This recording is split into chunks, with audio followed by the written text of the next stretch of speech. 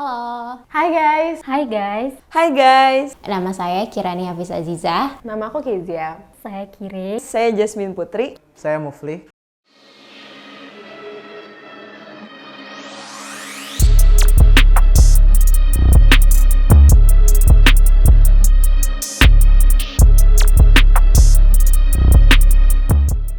North Atlantic Treaty Organization atau NATO dapat didefinisikan sebagai aliansi negara-negara Eropa dan Amerika Utara yang beranggotakan 30 negara.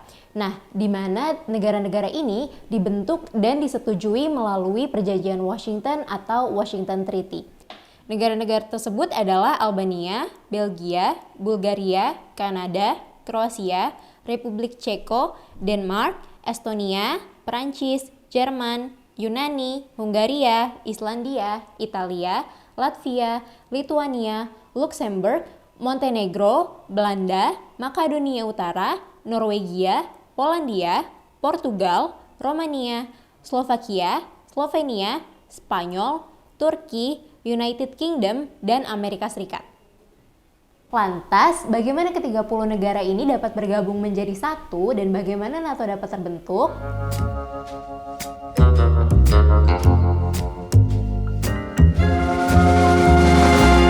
Mari kita kembali ke masa lalu pada tahun 1947 hingga tahun 1948.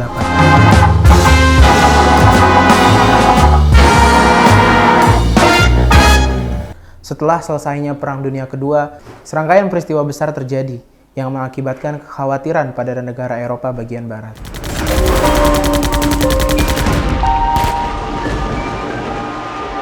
Presiden Amerika Serikat, Harry S. Truman, pada masa itu menjalin kedekatan serta keterlibatan terhadap benua Eropa. Perang saudara yang terjadi di Yunani serta ketegangan yang terjadi di Turki didukung penuh oleh Truman dengan memberikan bantuan militer serta bantuan ekonomi kepada dua negara tersebut. Presiden Amerika Serikat, Harry S. Truman, akhirnya menetapkan bahwa mereka akan membentuk aliansi Amerika serta Eropa dengan tujuan agar memperkuat posisi Amerika serta keamanan Eropa. Akhirnya 4 April 1949, 12 negara penggagas menandatangani pembentukan NATO di Los Angeles.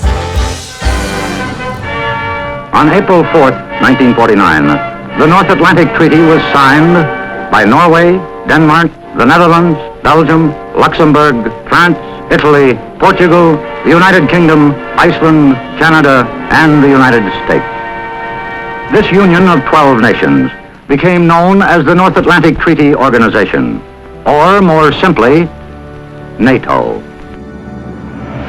Hingga kini, NATO menjadi instrumen keamanan utama dari komunitas transatlantik dan dalam mengekspresikan nilai-nilai demokratis yang dipegangnya.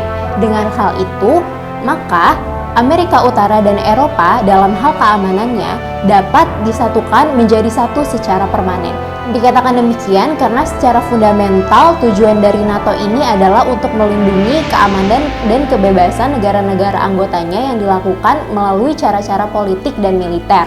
Perluasan NATO telah memajukan tujuan Amerika Serikat mengenai Eropa yang damai, bebas, dan utuh.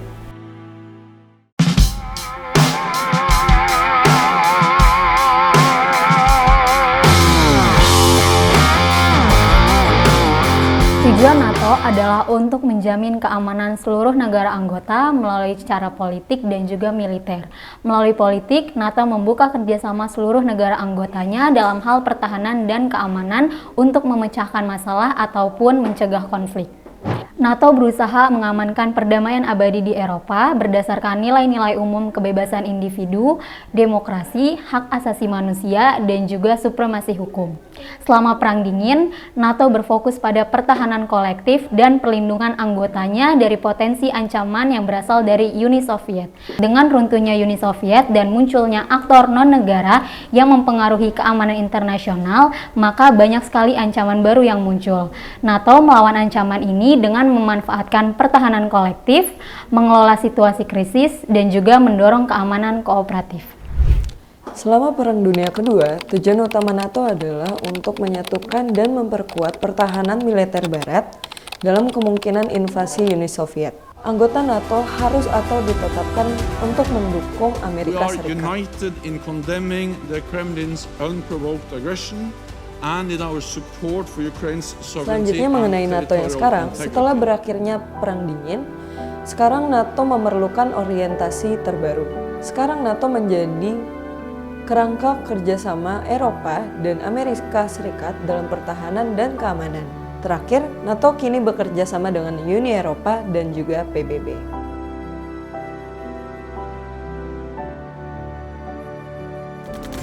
The move comes as concerns mount over Russia's war in Ukraine. There's a good chance this invasion will lead to Russia's land border with NATO doubling in length. Jadi dahulu kala Ukraina itu bersekutu dengan Rusia. Namun sekarang pemimpin Ukraina itu akhirnya lebih memilih kebaratan dan bahkan ingin bergabung dengan NATO. Padahal ketika Perang Dingin sebelum 1990, Rusia dan Ukraina itu bergabung menjadi suatu negara bernama Uni Soviet. Revolusi juga membuka keinginan agar Ukraina itu bergabung dengan Uni Eropa dan juga NATO. Tentunya hal ini membuat Putin marah karena banyaknya pangkalan NATO yang berdiri di batasan Rusia. Dengan ini dapat kita simpulkan bahwa NATO itu memainkan peran yang penting dalam konflik antara Rusia dan Ukraina. Bahkan NATO telah mulai membentengi wilayah Ukraina untuk siap membantu perang. Bahkan NATO telah menyiapkan sekitar 140.000 tentara agar membantu Ukraina dalam peperangan ini. Tentara itu terdiri dari 100.000 tentara Amerika Serikat yang ditempatkan di Eropa dan 40.000-nya adalah tentara yang langsung berada di bawah komando dari NATO.